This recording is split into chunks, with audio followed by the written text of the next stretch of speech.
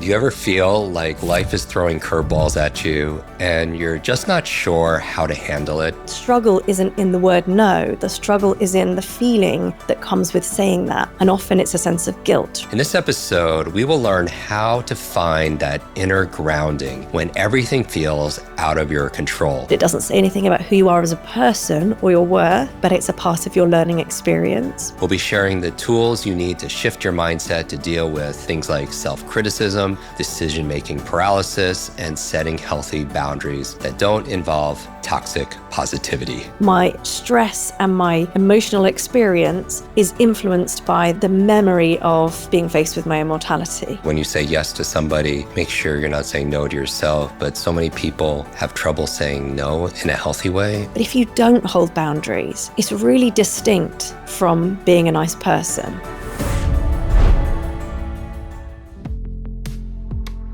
Welcome back, Kwik Brains. I am your host and your brain coach, Jim Kwik. When life gets messy, most of us struggle to be the voice that we need to hear. The moment that storm hits, the last thing you need to hear is how you could have been better prepared. And today, we'll discover how to navigate some of life's most tricky moments and return to a place of calmness, of strength, of positivity when you're in the thick of it. Our guest today is Dr. Julie Smith. I'm so excited for this conversation. It's a long time happening.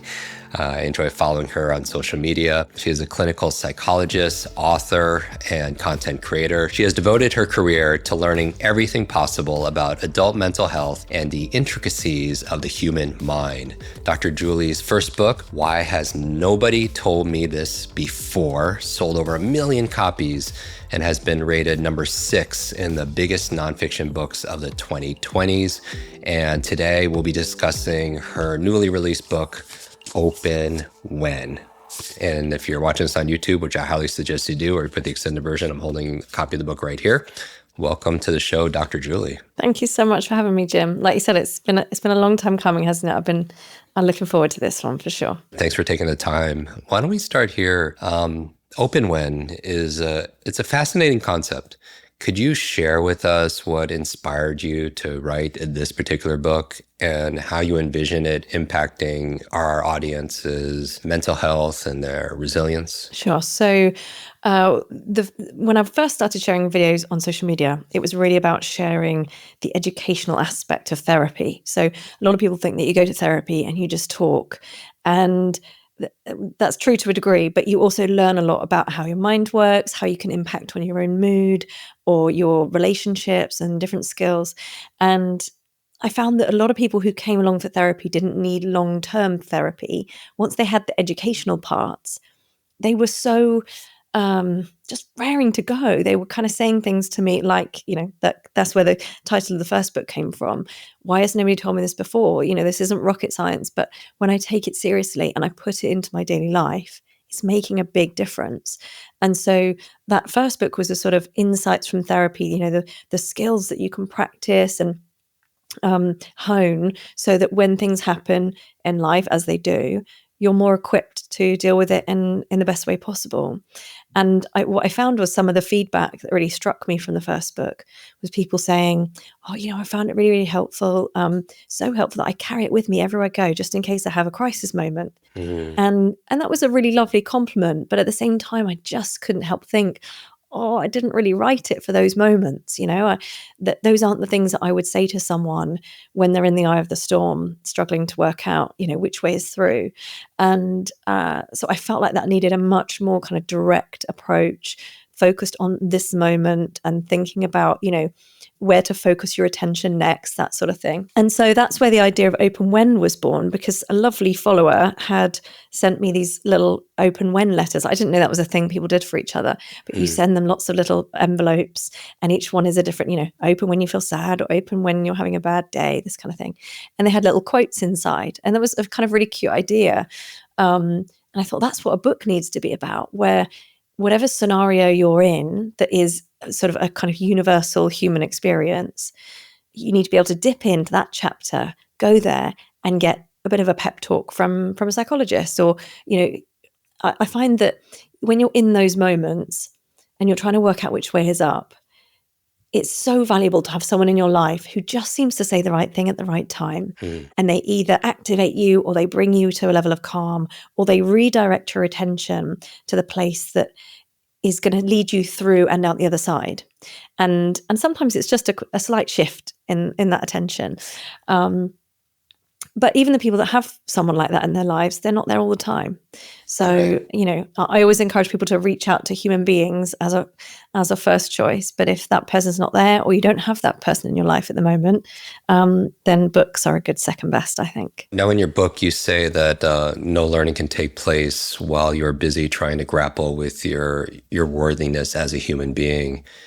I'm curious, how do you recommend we go from that kind of self-criticism that brings you down to the kind that gives you energy to get back up after setbacks? Yeah, I think it's interesting because when we deal with sort of high self-criticism in a therapeutic environment, I found that a lot of people wanted to hold on to it.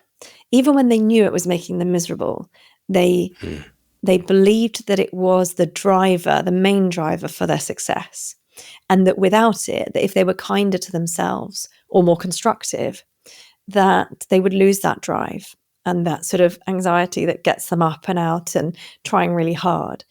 And that's not really true. So while people can feel driven by that, it then sort of increases your risk of feeling anxious a lot of the time, or getting depressed, or leading to sort of perfectionism type ways of doing things that feels like protection from those shame feelings, but really isn't. And so the idea of a more self-compassionate approach, I think people confuse it with indulgence. So they think that, okay, if I'm being nice to myself, that means I'm letting myself off the hook. I'm not being accountable. I'm not being disciplined. And it's really not about that. It's really, I like to talk people through this idea of, you imagine, well, I thought of this other example earlier, which was more sort of the worst teacher you ever had, and how they used to speak to you and how they used to make you feel. You could spend some time kind of thinking about that and analyzing that. And then you could think about, well, who was the best teacher you ever had? And how did they speak to you? And how did they make you feel? And I'm kind of placing a bet on this, that I'm betting that, the best teacher didn't sound like that highly self-critical voice that you have in your head. It's more of something that probably sounds something like the way that a coach would speak to an elite athlete, So it's someone who has your best interests at heart, thinks you have great potential and wants you to get there. When you experience setback or failure, they let you know and remind you that it doesn't say anything about who you are as a person or your worth, but it's a part of your learning experience. And it's not who you become, it's something you experience. And someone who says the right things to sort of haul you back up onto your feet again when you fall. And so often I'll talk to people about this so rather than this clear set of instructions, it's much more, I think, more helpful to have a kind of a feel for it. This idea in your head of that really encouraging coach that you just want to try again for. And Miss Trunchbull style worst teacher that you ever had that made you want to ditch out of school. And from that, you get the feel. So it's less about the exact words and much more about knowing how powerful those words are in how they make you feel, so that you can choose them carefully based on what makes you feel that you can get back up again when you're stumbling. What about, and I love that good people have their own, friends in mind. The power of having boundaries. There's this whole idea that when you say yes to somebody, make sure you're not saying no to yourself. But so many people have trouble saying no in a healthy way, especially if that person who's listening is and more of a naturally agreeable person. How would you recommend, or how do we know when to push for what we want and when to override our, feelings for others? Yeah, I mean, it's a tricky one, isn't it? Because often there is that sort of agreeable nature that will sort of make you more inclined to sort of behave in that way and compromise and things like that. But I think it's also reinforced by this idea that people pleasing is kind of being nice. But if you don't hold boundaries, it's really distinct from being a nice person. And in some ways, to be the best person you can be, you need to have boundaries and assertiveness skills. You need to be able to advocate for yourself. And you need to be able to advocate for other people too, who can't necessarily. So a lot of what happens in therapy is the teaching of assertiveness skills and that ability to say no. But a big portion of that learning is not just the techniques for, maybe the broken record technique or something, or, different things that you can actually say. But a big portion of that is actually looking at feelings. And often the struggle isn't in the word no, the struggle is in the feeling that comes with saying that. And often it's a sense of guilt, right? And maybe that's a template that started early in life because you were taught to, put everybody else's needs first, or, just do exactly what your caregivers wanted you to do, which made sense at the time, right? That was a highly adaptive thing to do at the time. But now you're an adult and you're not completely dependent on the various relationships that you have with people. Mm-hmm. You have this new sense of agency and the ability to choose certain things, but comes with that, what comes with that is the responsibility then to advocate yourself and hold healthy boundaries. So when we're in that kind of process, what I'm saying is that the feeling that comes with saying no is often an echo of the past. And so if you had the audacity to say no to your own mother or something as a child, and then you might be punished for that, you would feel guilty, right? Or you would feel frightened, or whatever those feelings were at the time. And that association doesn't necessarily just disappear just because you turned 18 and started having more adult relationships with people. That will still be there, but it doesn't necessarily mean that you have to then act in line with that feeling. So that feeling might not be appropriate or proportionate to the situation today. And so a lot of the work that I would do in helping people to kind of start saying no when they need to and things like that is about not expecting that guilt feeling to disappear before you're willing to hold the boundary, but being willing to have that feeling and take it with you. And we even talk about this idea of kind of, popping it in your bag and carrying it with you when you're doing something that is, because as a kid that might have been, doing something naughty or whatever. But as an adult, it might be that you're preserving your own well-being in some way, or, creating a boundary that says, I can support you this much. And then at that point, I can't do it after that, or there's certain things I can do, certain things I can't do for you, or, whatever the situation is. There are lots of scenarios where you hold a boundary because it's a healthy thing to do that helps you to sustain a positive relationship with someone. So yeah, there's a lot of practice in being able to deal with the discomfort of it. And to do that, I think you have to start small. So you start with the situations that feel a bit more lighthearted, a bit easier to do. I had someone who was practicing doing it at work with leaving on time and anticipating that the other people's responses would be judgment or rage or, irritation, and kind of, but it felt like something that was manageable because it could be, changed the next day if it led to terrible outcomes. And actually the responses that people have are often not quite what we anticipate, or a fraction of what we anticipate, because the fear that is that echo of the past kind of magnifies it for us in the moment until we get that evidence that it's not quite as we had imagined it would be. Somebody messaged us asking this question around feelings and facts is, how can we tell when our feelings are actual facts? I don't know if that question makes sense to you. Yeah, I mean, it's an interesting question, isn't it? Because it suggests that feelings can be facts. And I would say while they can reflect fact, they are never fact, because so an emotion is one aspect of your experience. So it's the way that your brain communicates to you its best guess about what is going on in the situation.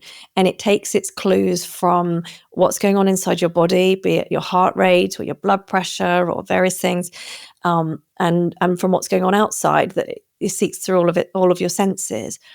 But they're only clues, right? We don't have access to all the information at any one time.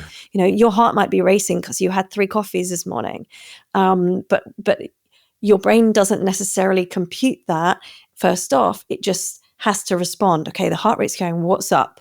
And so before you know it, you're thinking of worst case scenarios and you're worrying about things and you're kind of getting yourself very anxious.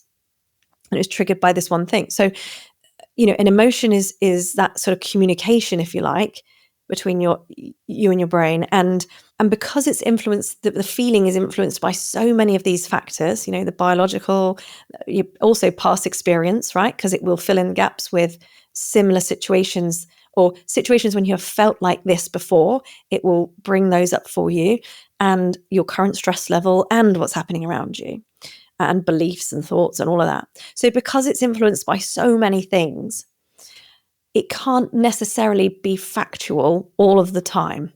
It's a best guess.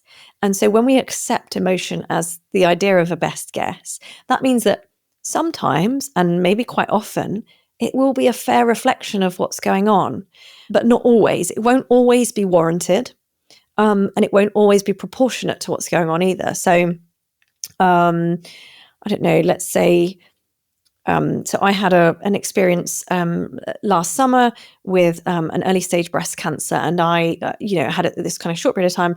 I had surgery and everything is fine now, touch wood. But let's say that now I was experiencing huge amounts of health anxiety and catastrophizing thoughts about, death or what might happen. That would make sense given the context of the past experience, because it's fairly recent, right? So my stress and my emotional experience is influenced by the memory of being faced with my immortality. And so there is we can't stop that from happening, but it's our job to say, okay, is this warranted in this situation? And is it proportionate to this situation? Recognizing that it's influenced by that thing back there. And when we do that, we can sort of take the power out of emotional experience, because if we see it as fact and the only possible perspective, then it's going to impact on everything we do, everything we say, every choice we make or don't make.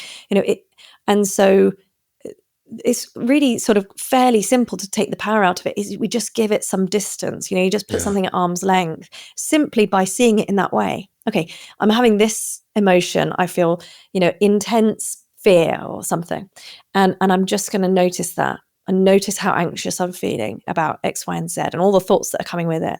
And just by using that language, I notice I'm having the experience of. I've already put it at arm's length and said that that's one possible perspective. And from there, then you get to acknowledge that there are other perspectives to take, and then you can kind of start to explore those. So that's a sort of very long-winded way of saying, that emotion isn't fact. It's a clue. It's a best guess about what the facts might be. Yeah, it almost feels like it's a signal, that to be able to teach us something, or to maybe, like, if I feel fear, that I need to prepare. Or I'm curious, do you ever struggle with the fear of making the wrong decision or choice? Or what recommendation would you have for someone listening who wants to navigate the fear of making a wrong choice? Or is there such a thing as a wrong choice? Do you have too much to read, but too little time? Are your shelves full of books that you haven't read yet and become shelf help, not self-help? And that's why I created the Kwik reading course. 15 minutes a day, 21 days will absolutely transform your life. Just go to kwikbrain.com/reading. Use the code podcast15 and you'll get instant access. Yeah, I think this was a really important one for me to include in the book, really, because I feel like, the details change in every situation, but the general theme is the same, right? That we all want to make the best decisions for ourselves and take the right path. And it's all sort of implicit with this idea that there is a right path and that you'll know when you're on it because you won't have any regrets or there won't be any costs to what you're doing, no losses. And it's just not true. Whatever path you take and whatever choices you make, there will be costs and things that you might look back and say, oh, I wonder if that would have been good. Or so there will be regrets, but it's choosing as you sort of set your goals for the future, it's choosing the regrets that you can live with. So I don't know, one example, a friend of mine from school, as soon as she left school, pretty much went off traveling around the world and pretty much hasn't stopped traveling since that. She travels alone. She never really stays in one place for more than 6 months to a year at a time, and then moves on and lives this kind of very nomadic lifestyle. And I live very close to where I grew up as a child. I went to university in the UK and started a family here, built a relationship, all of those things. And so when you look at those two kind of life choices, which one is right? How do you know whether I made the right choice, whether I would be better off doing her thing or whether she would be better off doing mine? And there isn't a correct choice there. It's that there will be benefits to her lifestyle and there will be benefits to mine, and each of them will be different. And there's a cost to each, right? She hasn't got all of the incredible sort of aspects of life that I enjoy, having children and a marriage, and equally I haven't seen all of the world, which would be fascinating. But the key there is that I am, and hopefully she is too, I am living by what matters most to me. So I'm really clear on my values set. And something about having children suddenly makes it kind of okay not to be flying around the world and seeing all the corners of it just yet. That, being a decent parent suddenly trumps everything for me. And that's what matters most. So I think as long as you're following your values, and they're really simple, I think I include it in both books actually, because it's something that I use all the time for myself. So every few months I'll do these really simple values exercises that just indicate when you've kind of been pulled off course from what matters most to you, so that you can pull things back in line. And it's really simple. You can just get a piece of paper if you're doing it on your own, and you split it up into the different areas of your life. Maybe, I don't know, parenting, marriage, friendships, health, lifelong learning, creativity, exercise, all these different things. And you could put them all in different kind of squares. And in each square, you then put down maybe just a few words or a sentence about what matters most to you about that area of your life. And that's not what you want to happen to you. It's who you want to be in that area. So how you want to show up for those people or that part of you, or how you want to be in good times and bad there, and what you want to represent. So it might just be a few words. And you can rate that just simply kind of out of 10, how important it is to you. So 10 out of 10 being the most, 0 not at all. And then you can rate it again, but this time, how much I feel I'm living in line with those values in the last couple of weeks. So what you get then is this kind of grid with all these numbers, and it's just an indication of where to focus your attention. Because if you've got an area of your life that seems to matter most to you, so it's 10 out of 10 important, but you've rated it as a 2 out of 10 in how you're living in line with it at the moment, then that's just a sort of a sign, isn't it, to say, look over here for a minute, because you've left this one behind. And it's not a source of self-criticism, because life does that, right? So you can't fill all of those all of the time. It's Right. pretty much impossible. It's all about that toing and froing and the balancing act, right? So, while my sort of idea of being present as a parent is, super, super important, then inevitably when some big project at work happens, or, releasing a book or something, and there's lots going on, I'll notice I'm being pulled away. And that if I sit down and do that exercise, I know that the score will be kind of lower on the home side. And I know that I'll want to correct that, get closer to that side. And so it's just an indication to kind of shift. And I think it's a real, especially for working parents, I think it's a real sort of fallacy, this idea that balance is some sort of sweet spot that you find and then stay there and everything's perfect. It's much more, I don't know, if you're on a sort of balancing beam or something like that, the balancing is this constant toing and froing that as you notice you're going too far one way, you shift. And then you go the other way, and then you shift and come the other way. So, and I feel like life is a bit like that, and you can do that as long as you stay aware of where you're being pulled from. Because a lot of people come to therapy and they don't really know what the problem is. They just know that everything's kind of out of sorts. They're not happy with it. Everything feels pointless. And a lot of those things become much clearer when people do a simple values exercise like that, because they see that things that really matter to them are not being addressed or not being looked at enough because something else has pulled them away. It's interesting. Years ago, I changed the language from balance because balance was a stressful term for me. I mean, even if you look it up in the dictionary, it means equal weight. And it's not like I wanted to have equal weight of time at work with how much time I'm at the gym or something like that. I changed it to word harmony because I was at a concert, and this symphony where it's just not every person contributes an equal weight of time, but it just comes together and they create this art, and it was just it just brought a little magic for me personally. This book, which I highly recommend people get, is full of these letters, and I was wondering if there was a letter in particular from the book that you find that most of your readers resonate with. And why do you think it strikes such a chord?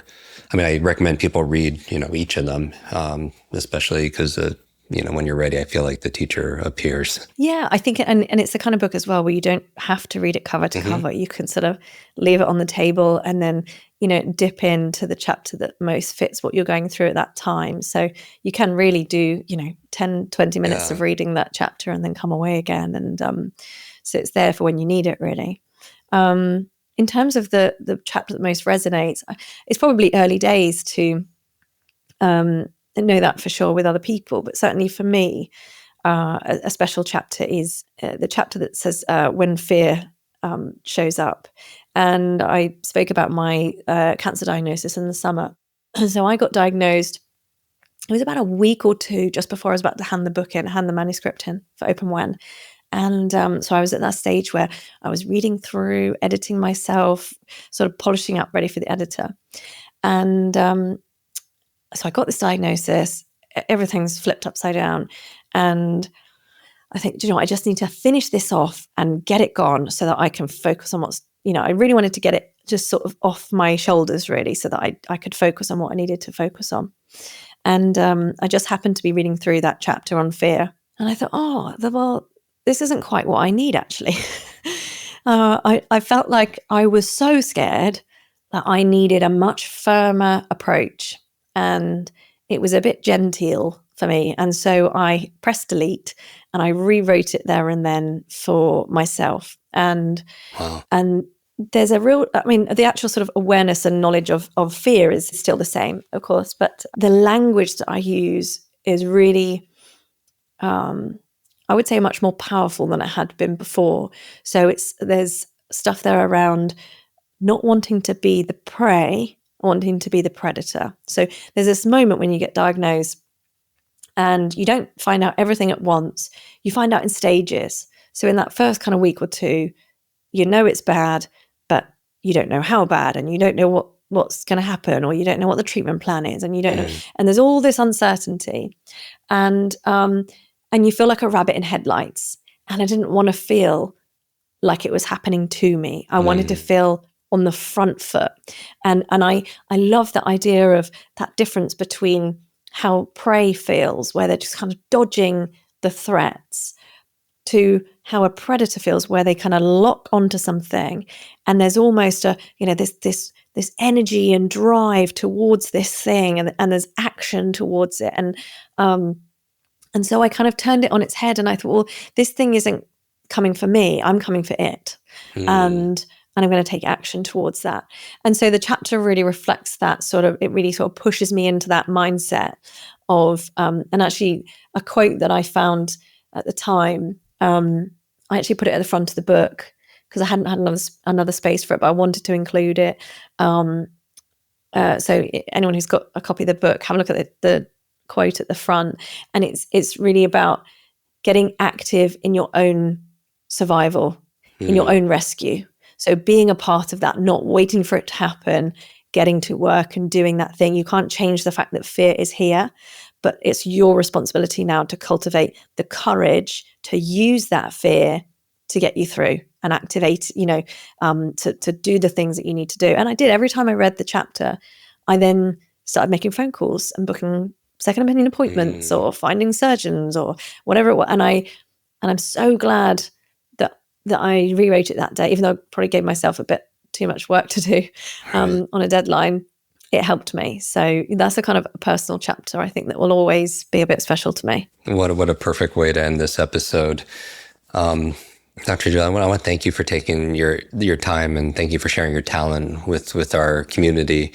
To end this episode, I asked this question. At a core, our show really is about learning. And I'm just out of curiosity, is there one thing that you are personally learning about or studying that lights you up, that has you particularly excited? Yeah, well, I can see the new book that I got recently, actually. Let me bring it up for you.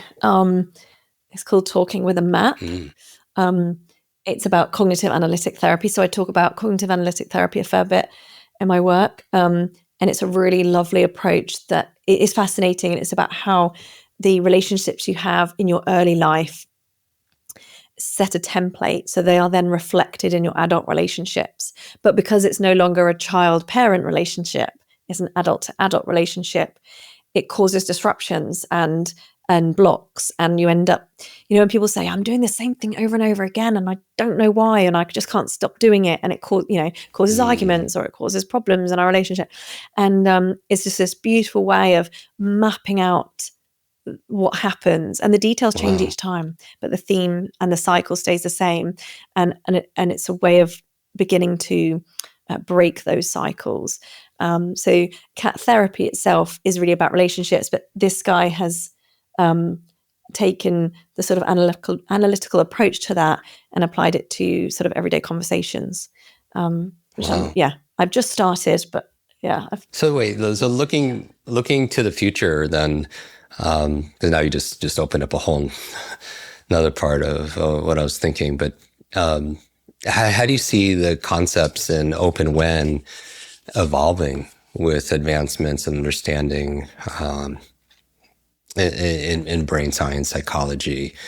Where do you see the future? Do you anticipate or curious about how these concepts will evolve? Yeah, it's interesting, isn't it? Because you kind of don't know what you don't know until you know it. And I never imagined, when I wrote the first book, I didn't have any idea or concept of what has now become open when. And it really came about from discovering a problem or a shortcoming of it. And so I'm almost really excited to find out the limitations of it.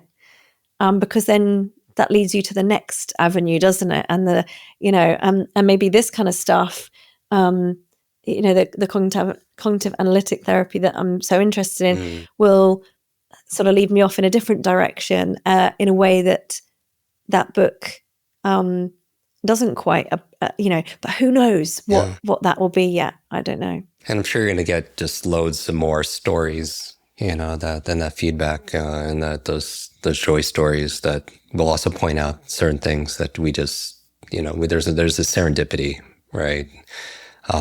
When we put information out there, content, and when it engages in these systems of people and what people are going through.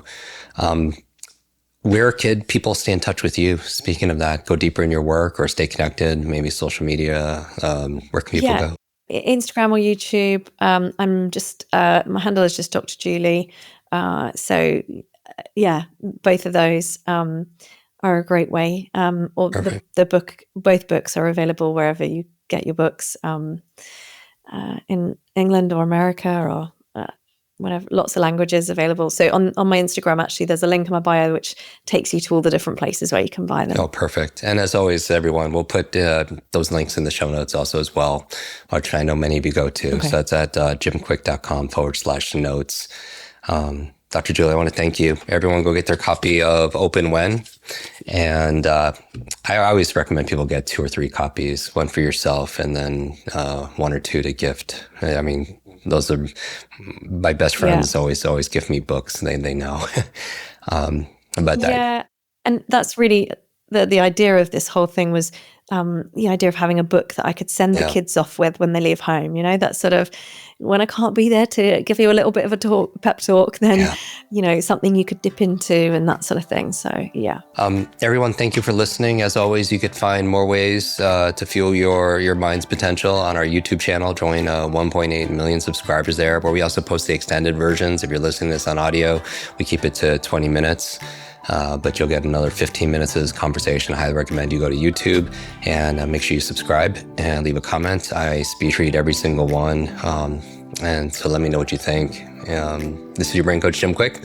Until next time, be limitless.